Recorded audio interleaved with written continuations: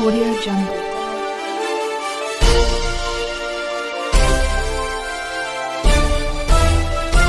Audio Jungle. Namaste. At the outset, let me appreciate the efforts taken by Sangeeta Alibre ma'am and the principal of this college, Bhosle sir. I congratulate both of you on this occasion. If it was a glycolysis or TCA cycle, I would have spoken in English throughout the lecture.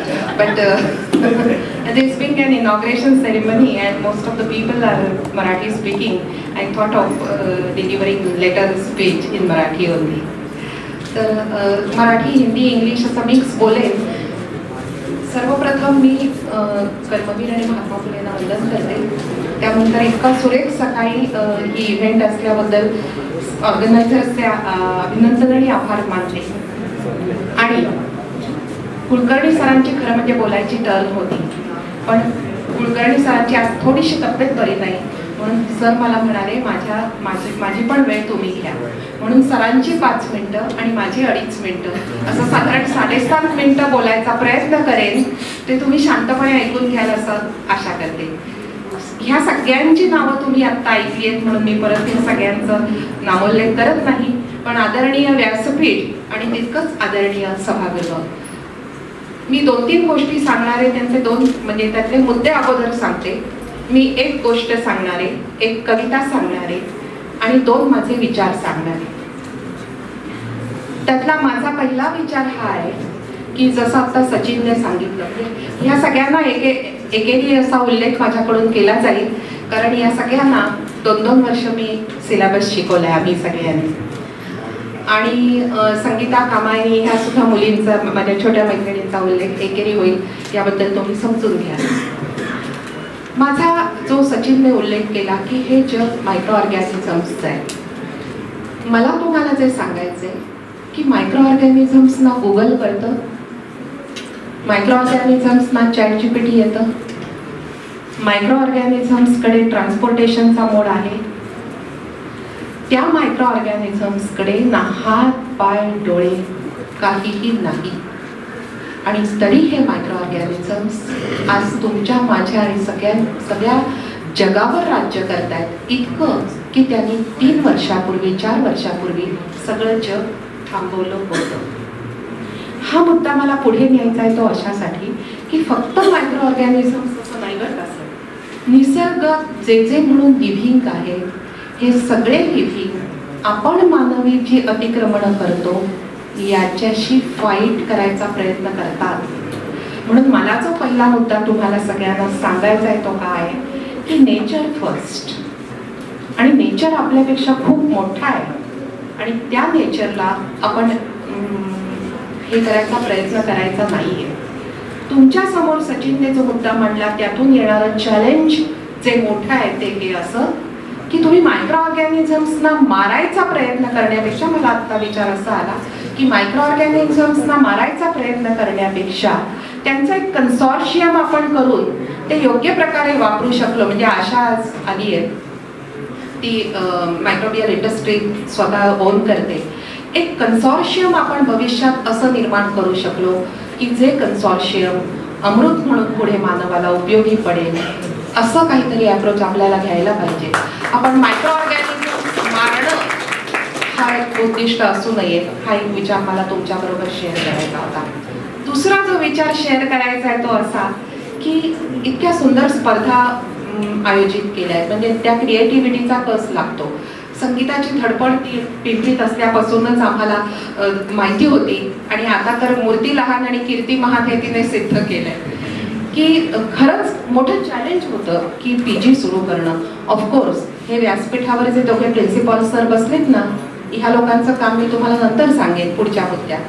तर ह्या स्पर्धा जेव्हा arrange होतात, हाच तो मुद्दा आहे. Rather मित्रहो, तुम्हाला मला सांगायची ती महत्वाची गोष्ट अशी की महाविद्यालयातलं तुमचं जीवन फक्त 3 वर्ष असतं आणि या 3 वर्षामध्ये तुम्ही 2 गोष्टी शिकता, एक क्लासरूम मध्ये आणि एक क्लासरूमच्या बाहेर.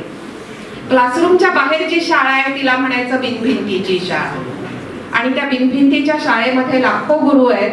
गुगल बाबा सध्या नंबर 1 वर आहे आणि मग बाकीचे त्याच्या खाली आहेत.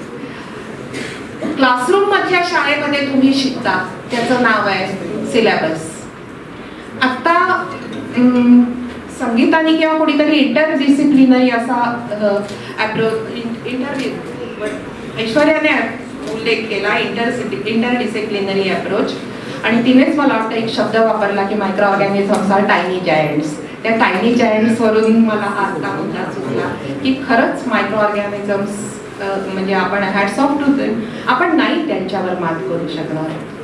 आपण फक्त त्यांच्या बरोबर कसं राहायचं, को एक्झिस्टन्स विथ मायक्रो ऑर्गॅनिझम्स हा विचार आज घेऊन जावा असं मला वाटतं. इंटरडिसिप्लिनरी अप्रोच आता तुम्हाला क्लासरूम मध्ये येणारे येऊ घातलाय. पण आपण जेव्हा बायोलॉजी शिकतो तेव्हा आपल्याला असं वाटतं की बायोलॉजी म्हणजे मॅथमॅटिक्स नाही, फिजिक्स नाही, इतर केमिस्ट्री नाही. नो, नॉट दॅट वे.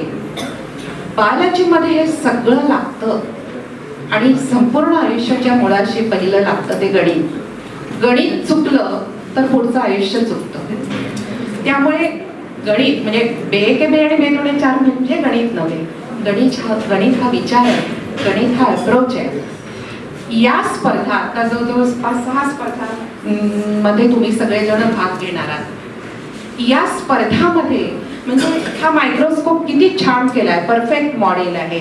किंवा तिकडे DNA RNA व्हायरस आहे तिकडे केलंय.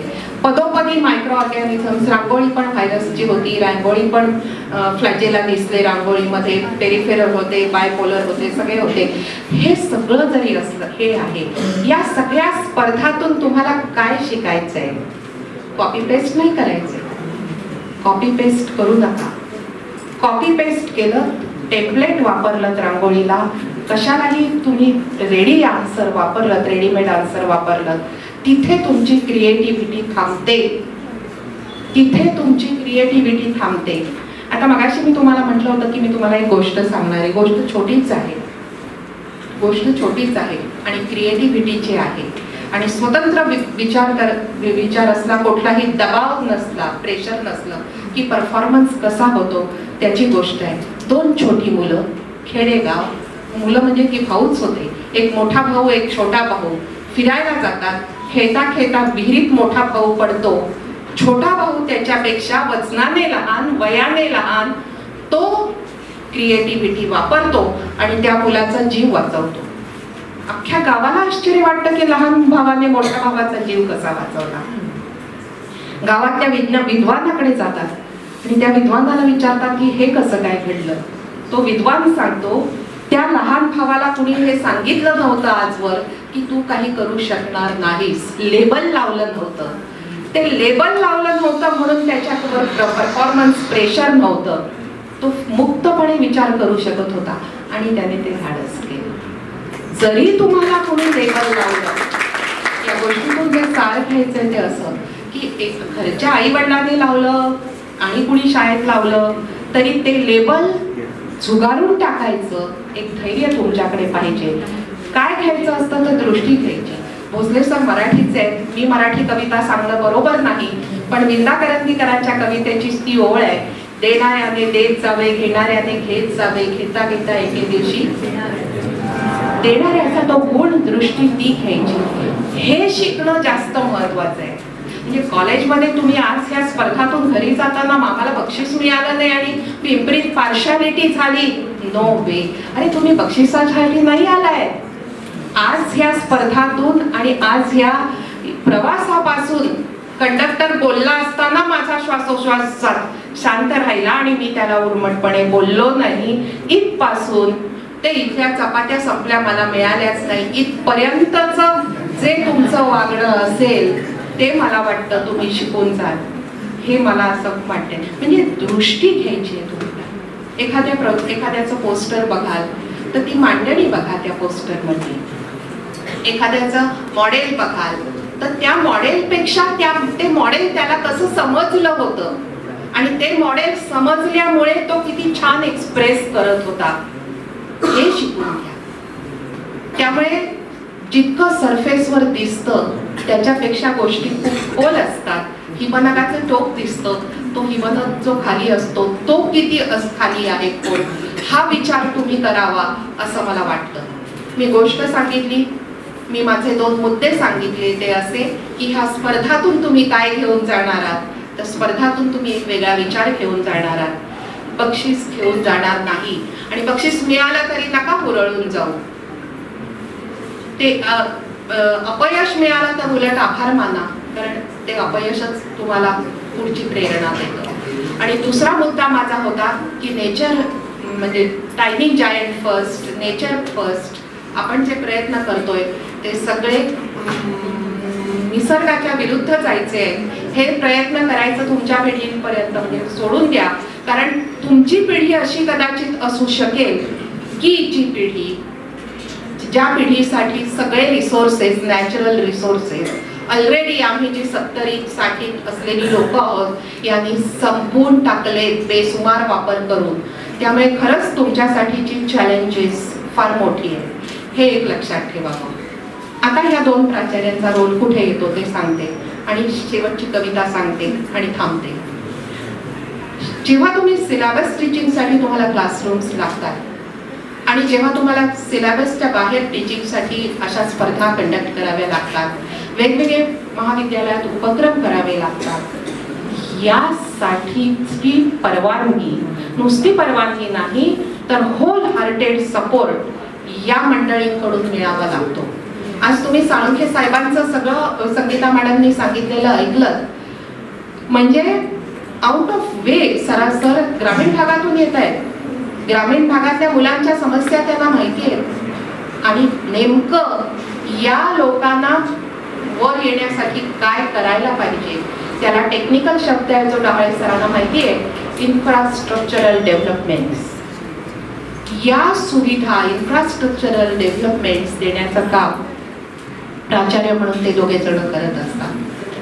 आता तुम्ही म्हणाल की आमच्याकडे पत्रेच आहेत वर, आमच्याकडे अमुकच आहेत तमुकच आहेत. तसंच असू दे, तसंच असू दे. आपली पोर्शे कार व्हायची आहे का? कळलं काय ते?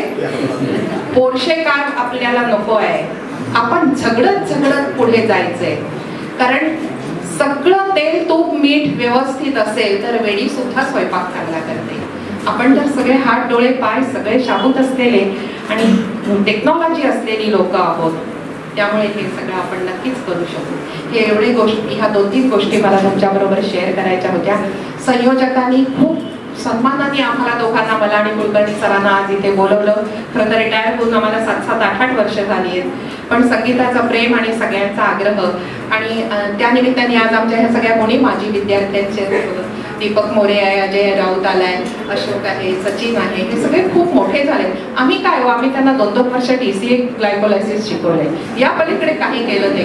पण आता आल्यावर ते साहेबांना सांगतायत की ह्या आमच्या मॅडम आणि हे आमचे सर, जणू काही आम्ही त्यांना खूप मोठी लाईफ स्किल्स शिकवली आहेत. तसं काही नाही, तसं काही नाही. आणि आता शेवटची जी कविता छोटीशी लरला ट जोडतात तशी कविता केली आहे, ती कविता मायक्रोबायोलॉजीच्या मुलांना कळेल अशी आहे. एकदा ई कोलायची सेल सुडोमोनासला म्हणाली, चल आपण बायोडायव्हर्सिटी खेळूया. एकदा ई कोलायची सेल सुडोमोनासला म्हणाली, चल आपण बायोडायव्हर्सिटी खेळूया. ई कोलाय म्हणाली, तुझं बरं आहे रे, पण ही माणसं काय काय खातात, काय काय पितात, पोटात कुठले मॉलिक्युल्स येतात, त्या मॉलिक्युल्सला तोंड देता देता दमले रे मी. ई कोलाय सर ही आपल्या पोटात असलेले सहजीवी मायक्रो ऑर्गॅनिझम्स असतात. तुझं बरं आहे रे, सुडोमोनासला म्हणते ई कोलायची सेल, तुझं बरं आहे रे, तुझ्याकडे तो प्लाझ्मिड आहे, तो मला एक दे, म्हणजे ह्याला तोंड द्यायला मी समर्थ होईल. बहुजन सैनिक महाराष्ट्र लाईव्हला लाईक करा, शेअर करा, सबस्क्राईब करा आणि बेल आयकॉनवर क्लिक करा.